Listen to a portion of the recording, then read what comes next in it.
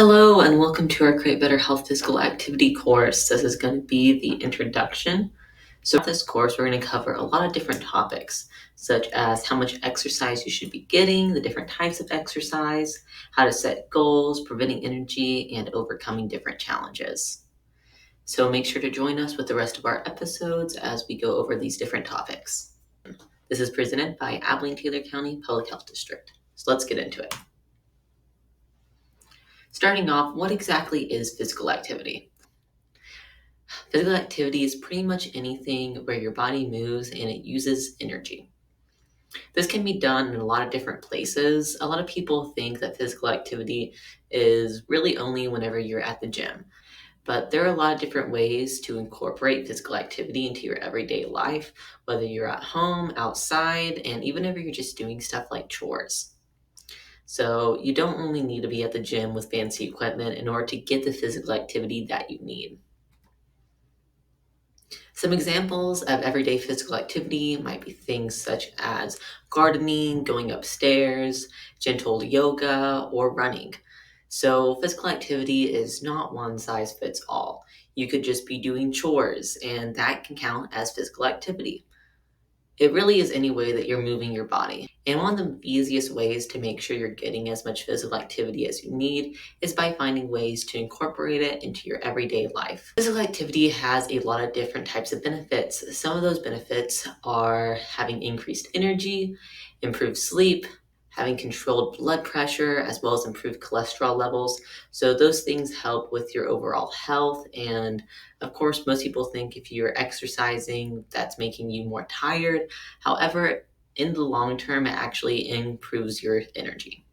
Some other benefits to physical activity is that can help improve your immune system. It reduces stress and tension, has been associated with relieved anxiety and depression, as well as it's associated with many reduced risks for a lot of different types of chronic diseases. So whenever you're considering physical activity, it's important to have some of these guidelines in mind, primarily as a jumping off point. So first off, any sort of physical activity that you get is better than having no physical activity.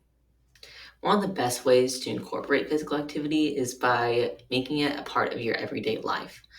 So whatever that physical activity looks like for you, that is good. And you can build onto it later on if you want to.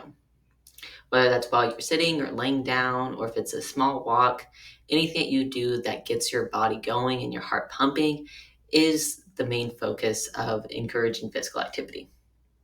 As well as that, we all need to be trying to move more and sit less throughout the day. Finding ways to incorporate movement, even if you do have to sit for elongated periods of time, or finding ways to move other parts of your body is very important in order to make sure that our sedentary lifestyle isn't causing health issues.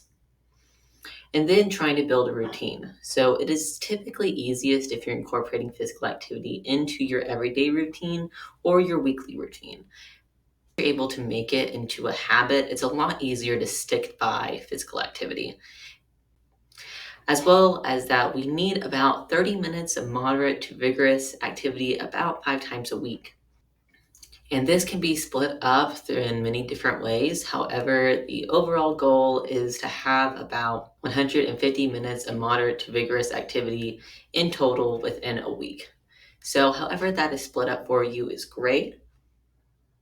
Just making sure that you do get some of that physical activity in throughout the week is very important.